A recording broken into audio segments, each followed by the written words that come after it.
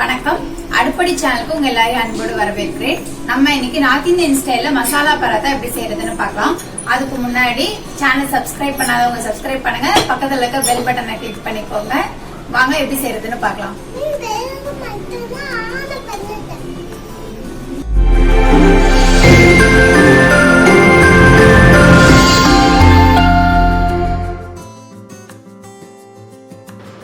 நம்ம முதல்ல மசாலா பராத்தா செய்கிறதுக்கு தேவையான மசாலாவை ரெடி பண்ணிடலாம். ஒரு சின்ன பவுலில் 1/4 டீஸ்பூன் மஞ்சள் தூள், 1/2 டீஸ்பூன் மிளகாத்தூள், 1/2 டீஸ்பூன் கரம் மசாலா, 1/2 டீஸ்பூன் வீட்டில் அரைச்ச குழம்பு மிளகாத்தூள். இது ஆப்ஷன் தான், வேண்டான்னா விட்டுடலாம். இது சேர்த்தா ரொம்பவே டேஸ்ட்டாக இருக்கும். 1/4 டீஸ்பூன் மிளகு சீரக பொடி, கொஞ்சமாக கஸ்தூரி மேத்தி க்ரஷ் பண்ணி போட்டுக்கலாம். இது எல்லாத்தையும் ஒரு தடவை நல்லா மிக்ஸ் பண்ணிக்கலாம். மசாலாவுக்கு தேவையான உப்பு சேர்த்துக்கலாம். அவ்வளோதான், நம்மளோட மசாலா தயார்.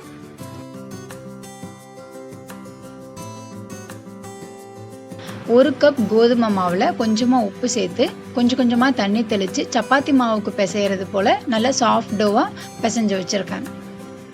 இதுலேருந்து ஒரு சின்ன போர்ஷன் எடுத்துக்கலாம். நல்ல பால் மாதிரி உருட்டிக்கலாம்.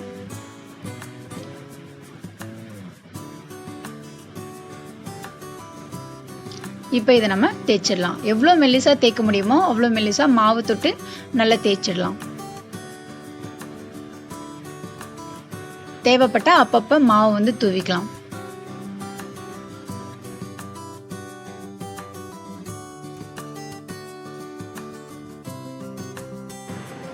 இப்போ நல்லா மெல்லிசாக தேய்ச்சாச்சு.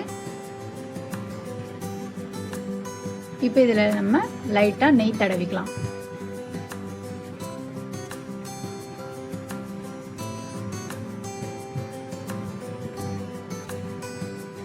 எல்லா பக்கமும் படுற மாதிரி நெய்யை வந்து ஸ்ப்ரெட் பண்ணிடுவோம்.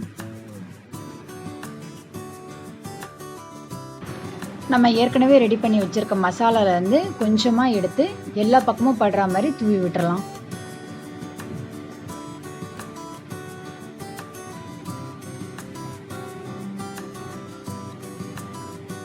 நம்ம நெய் சேர்த்து பண்ணுறதுனால அந்தளவுக்கு காரம் இருக்காது, பேலன்ஸ் ஆகிடும். இப்போ நம்ம ரெடி பண்ணி வச்சுருக்க ஷீட்டை சின்ன வயசெல்லாம் நம்ம பேப்பர் விசிறி செய்கிறதுக்கு மடக்குவோம்ல, அந்த மாதிரி மடக்கிக்கலாம்.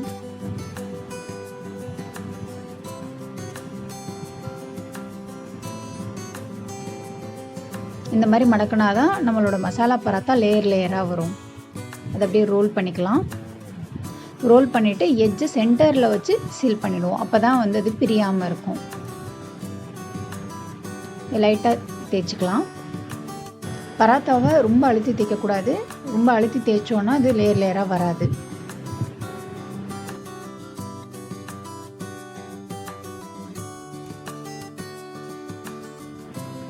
அவ்வளோதான். இதை வந்து நம்ம தோசைக்கல்லில் போட்டு 2 பக்கமும் நல்லா சுட்டு எடுத்துடலாம்.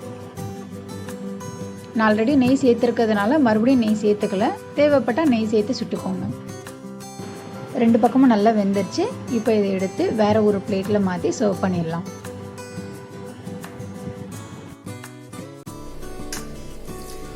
பாருங்க, நம்மளோட சுவையான மசாலா பராத்தா இப்ப ரெடி ஆயிடுச்சு.